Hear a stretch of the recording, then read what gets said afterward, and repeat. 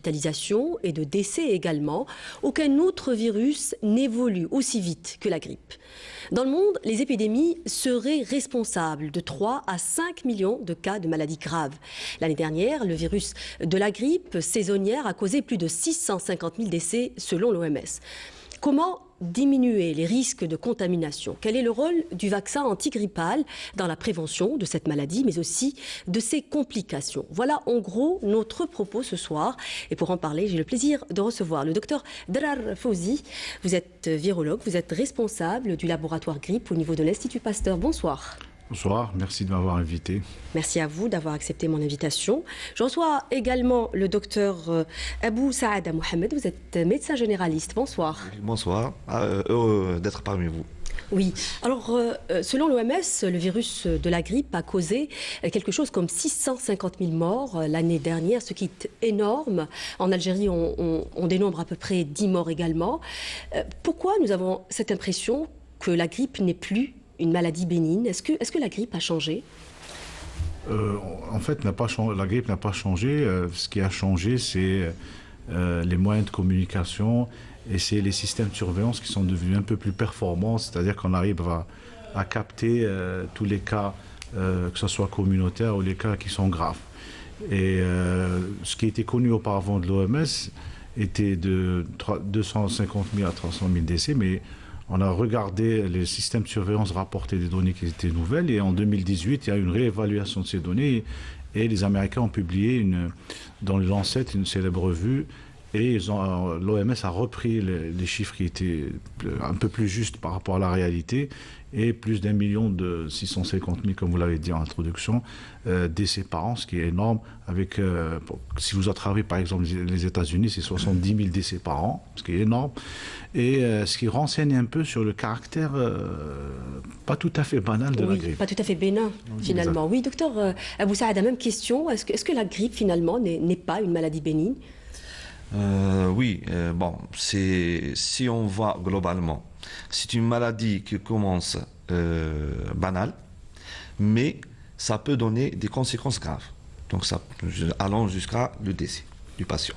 Donc surtout pour les patients à risque, c'est des malades à risque. Donc vous savez, c'est malades chroniques, des personnes âgées, immunodéprimées. Et il y a beaucoup de maladies qui peuvent être aggravées par le syndrome grippal. Oui. Oui. Docteur Drar, alors la campagne de vaccination 2019-2020 a commencé depuis à peu près un mois. Elle a commencé avec un petit retard cette année parce qu'il y a vraisemblablement de nouvelles souches du virus qui ont été introduites donc, dans le vaccin. À vous entendre aussi dans la presse, d'après les déclarations que vous avez faites, vous dites qu'il faut s'attendre à une grippe plus virulente cette année, avec un pic en mois de janvier. Quelles sont les précautions, à quoi il faut s'attendre, et puis quelles sont les précautions à prendre à votre niveau, au niveau de l'Institut Pasteur, et puis au niveau individuel aussi? Alors, ce qu'il faut savoir, c'est qu'on est malade par la grippe, mais en fait, il y a des virus de la grippe, il n'y a pas un seul virus. Et donc, en fonction du type de virus grippal, vous avez le virus H1N1, le virus H3N2 et le virus B, ce qui est classiquement circule chez l'homme, qui est dans le vaccin d'ailleurs.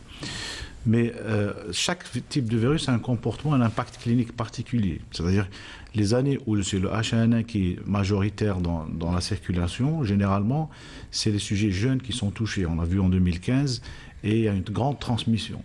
C'est le sujet B, par exemple, pour les types B, c'est généralement les enfants d'âge scolaire. Donc quand on a beaucoup de B, généralement, c'est les enfants qui tombent beaucoup malades.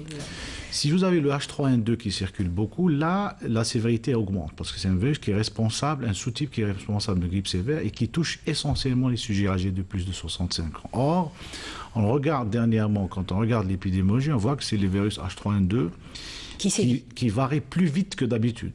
Et donc, en termes de sévérité, ça va aller plus vite. C'est ce qui nous permet, de dire que la sévérité va augmenter parce que ce virus est connu pour ça. Et on remarque qu'il change beaucoup. Et d'ailleurs, il a tellement changé que juste avant la composition du vaccin au mois de janvier, il avait muté, ce qui a fait dire aux experts qu'il faudrait mieux décaler pour essayer de regarder à ce moment-là. Ça, c'est pour la première partie de la question. Alors, qu'est-ce qu'il y a lieu de faire à votre niveau et au niveau individuel? Alors, chez nous, clairement, on teste pour les prélèvements qui arrivent, on essaie de regarder est-ce que les gens ont des virus qui sont bien contrôlés par le vaccin.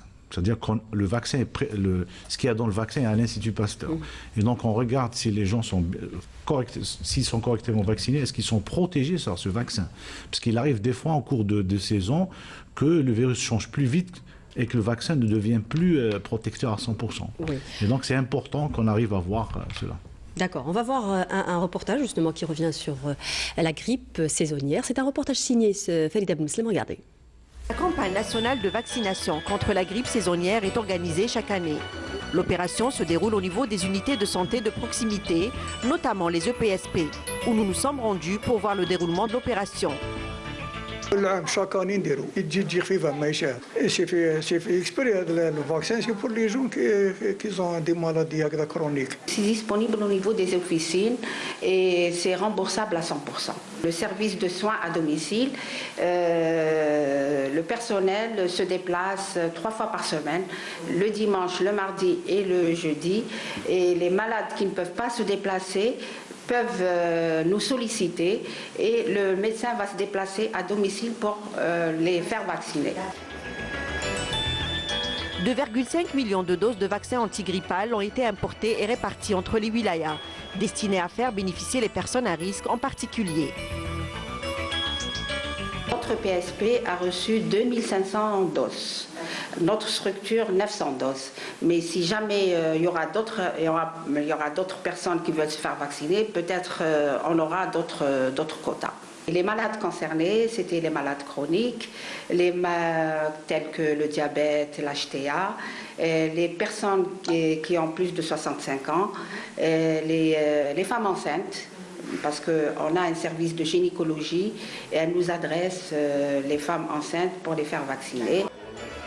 Rappelons que le vaccin est gratuit au niveau des unités de santé publique.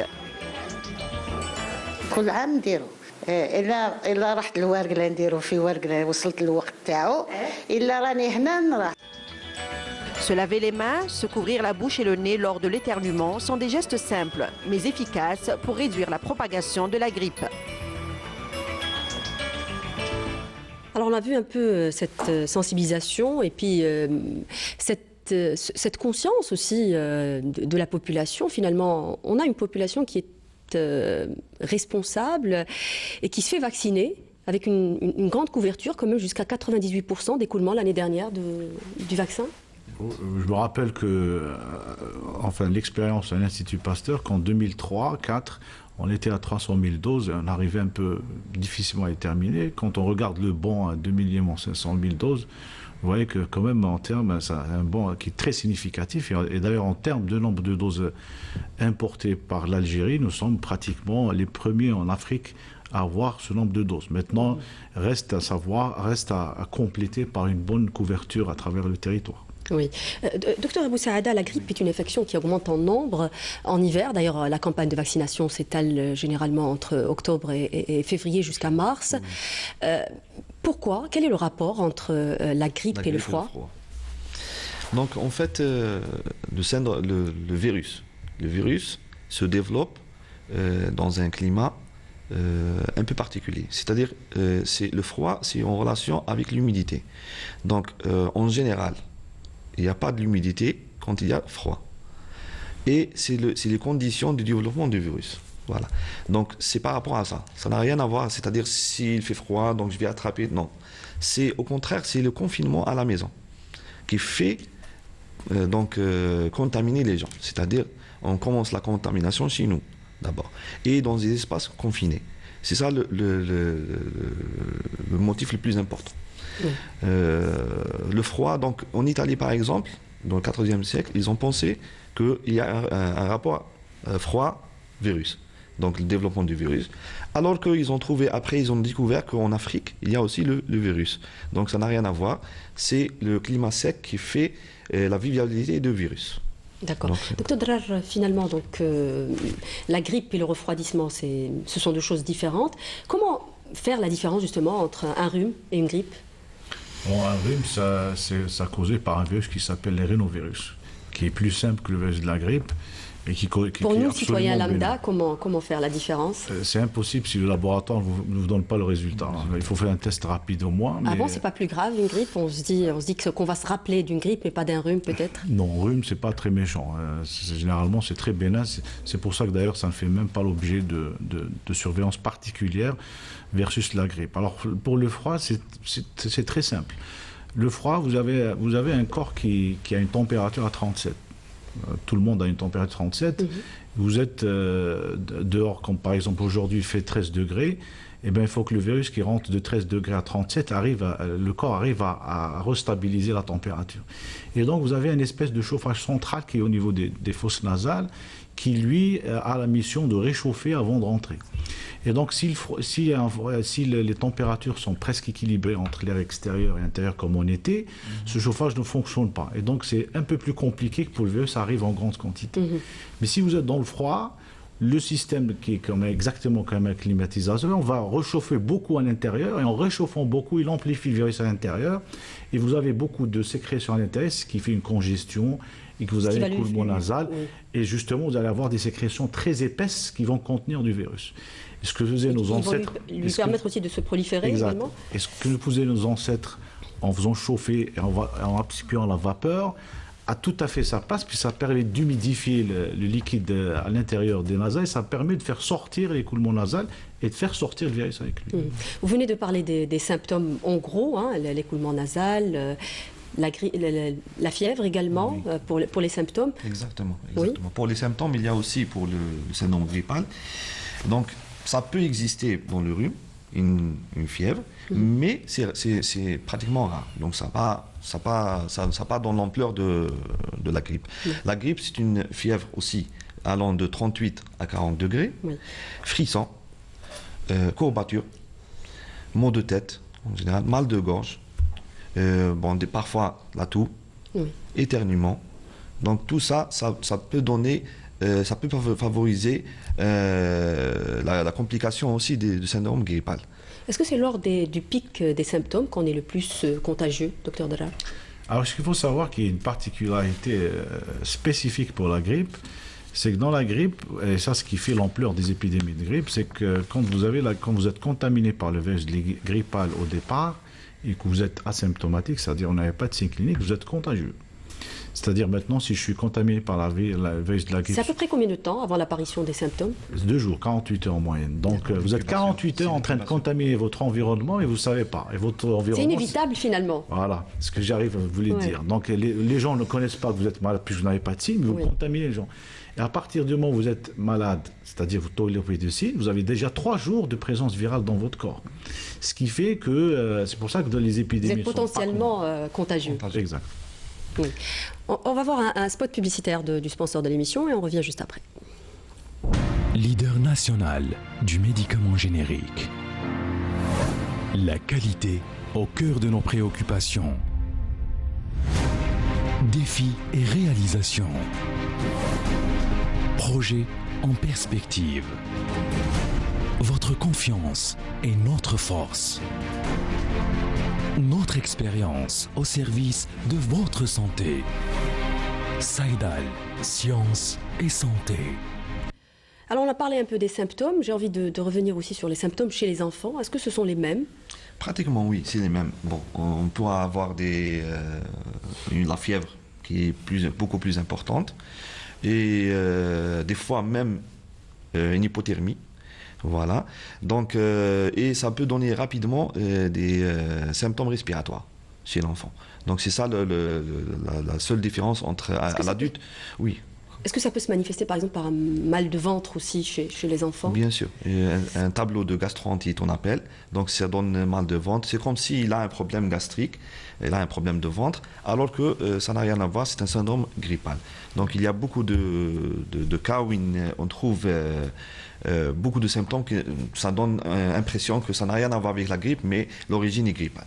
Oui. Docteur Darrar, la grippe est une maladie très contagieuse parce qu'elle se transmet par voie aérienne, mais aussi parce qu'il suffit d'une petite quantité du virus, vraiment une infime quantité du virus pour contaminer. Alors quelles sont les règles élémentaires, j'ai envie de dire, pour éviter de contaminer les autres? des mesures d'ordre général qui sont très très performantes. La première qui a démontré ses preuves, c'est le lavage régulier des mains. Parce que quand on se lave les mains régulièrement, surtout après ça, des c'est une gestes règle à risque, basique, en fait. Hein. Oui, il y a eu beaucoup de papiers scientifiques qui sont sortis. On a démontré que quand il y a un lavage régulier, je dis bien régulier, ça permet de diminuer l'intensité des épidémies de 50% jusqu'à 50%, donc ce qui est énorme. Et il y a d'autres mesures spécifiques. Par exemple, si on pense qu'on est dans la grippe et on tousse, il faut utiliser des mouchoirs jetables. Et si on utilise des mouchoirs jetables à la maison, il faut avoir le réflexe de le mettre dans une poubelle qui est couverte, pas ouverte. Deuxièmement, quand on est malade, comme a dit mon collègue, il faut s'arrêter de travailler pendant une durée de 2 jours. Tout simplement. Pour laisser le virus partir. Et si par exemple vous n'avez pas de mouchoir, vous êtes dehors, vous aurez à tousser, il faut avoir le réflexe de tousser dans le creux. Pas dans la main. Pas dans la main, exactement. Oui. Et quand on tousse dans la main, on dissémine beaucoup parce qu'on va utiliser les poignées de porte, on va utiliser les bureaux, on va utiliser tout, et là, ça devient vraiment... Il y a une autre mesure aussi qui est très efficace, mais qui malheureusement ne fait pas partie de notre culture, le port d'un masque, tout simplement. Oui. Parce que dans les sociétés asiatiques, par exemple, chez eux, c'est quand on ne porte pas un masque qu'on est très mal vu, finalement, quand on est malade. J'ai eu l'expérience personnelle de voir chez nous aussi. J'ai rencontré des gens qui marchaient avec des masques et en voulant comme ça rigoler un peu, les gens ils pensaient qu'ils étaient malades de la grippe, ils portaient des masques. Donc c'est une question de culture générale et de compréhension. Donc ça peut commencer. Ça peut commencer. Et ça a même commencé d'ailleurs. Ce qu'il faut savoir aussi, il y a une dernière mesure très importante, c'est qu'on a remarqué que les complications de la grippe étaient liées aussi à la déshydratation. Et donc, on conseille aux malades qui ont de la grippe sur un risque de boire beaucoup. Oui. Un jus d'orange, par exemple, pressé et frais, rend beaucoup de services. Ça permet de réhydrater très vite et de lutter contre le virus de manière efficace. Oui. Docteur Abou Saada, alors on a vu un peu brasser large les mesures à prendre. Est-ce que ce sont les mêmes à prendre aussi, par exemple, en collectivité, par exemple dans les crèches ou les écoles? Parce que là aussi, le risque de contamination est très important. Oui, bien sûr. Donc la première mesure dans les crèches, c'est l'éviction. Donc quand on voit que l'enfant déjà attrape la grippe, donc il faut qu'il reste chez lui. Donc ça, c'est la première mesure. Et en plus de ça, comme n'importe quelle maladie contagieuse. Bien sûr, exactement. Et en plus, après, ça sera parce que ça donne des conséquences beaucoup plus graves chez l'enfant. Il y a aussi, il ne faut pas oublier la déshydratation chez l'enfant qui donne des conséquences beaucoup plus graves. Donc dans les collectivités et les crèches, les mesures d'hygiène, ça donne un facteur très important. Il faut souligner ça 2 fois. Mesures d'hygiène, collectivité, il ne faut pas que ça manque. Oui. Il ne faut pas que ça manque. Ça, on le dit et on le redit. Voilà. On arrive à une partie très, très importante aussi de l'émission, le vaccin en l'occurrence. On en parlait au tout début de cette émission. Alors il prévient le tiers des grippes et la moitié des grippes dites graves. Qui sont finalement les personnes concernées par ce vaccin ? Les personnes qui sont concernées par la vaccination, c'est les personnes qui ont un système immunitaire dont leur état général ne leur permet pas de lutter efficacement contre le virus de la grippe. Par exemple, une femme enceinte, qui est une priorité actuellement par l'OMS, quand elle est enceinte, pratiquement elle divise son immunité par 2, parce qu'elle a déjà un fœtus qui est dans son ventre. Et on a remarqué, dans les pays qui ont récemment publié des données scientifiques, ils ont remarqué qu'une femme enceinte correctement vaccinée faisait diminuer de 60% les complications de la grippe dans la mort in utero. Et donc ça représentait des chiffres énormes en matière de mortalité. Et aussi, ce qu'il faut avoir à l'esprit, c'est que l'enfant qui naît, le nouveau-né, vous ne pouvez pas le vacciner jusqu'à l'âge de 6 mois. Or, le nouveau-né, jusqu'à l'âge de 6 mois, il est toujours plus proche de sa mère. Et donc, si sa mère contracte le virus de la grippe, ça représente un danger pour elle, mais ça représente un danger pour le nouveau-né, puisqu'on ne peut pas le vacciner. Donc, une manière indirecte de prévenir le virus de la grippe chez le nouveau-né, c'est de vacciner la mère. La mère allaitante, enfin la mère qui a un bébé, un tout petit bébé. Voilà. Donc, ça permet de ça. Deuxièmement, vous avez par exemple les sujets qui ont des maladies respiratoires. Les asthmatiques. Voilà. Généralement, ces personnes-là, il y a un excès d'hospitalisation durant, par exemple, j'ai écouté une présentation d'un cardiologue où il expliquait que les infarctus du myocarde ou les complications cardiaques survenaient essentiellement en hiver quand il y a une pic d'activité du virus de la grippe. Et donc, c'est vivement conseillé de se faire vacciner pour éviter les complications. Le diabétique. Le diabétique, généralement, est un malade qui est très bien équilibré par sa thérapeutique. Et dès qu'il contracte le virus de la grippe, il y a un dysfonctionnement dans son traitement. Et donc, ça rend très compliqué de prendre en charge si il ne s'est pas correctement vacciné. Est-ce qu'on peut vacciner les enfants, docteur Bousaada? Les enfants, donc, ils viennent de mon collègue, donc c'est à partir d'une année peut-être qu'on Tous les enfants ou seulement les enfants malades? C'est seulement les enfants à risque. C'est-à-dire, il a un terrain atopique ou il y a une maladie respiratoire, il y a une maladie rare, on doit le vacciner. D'accord. Voilà.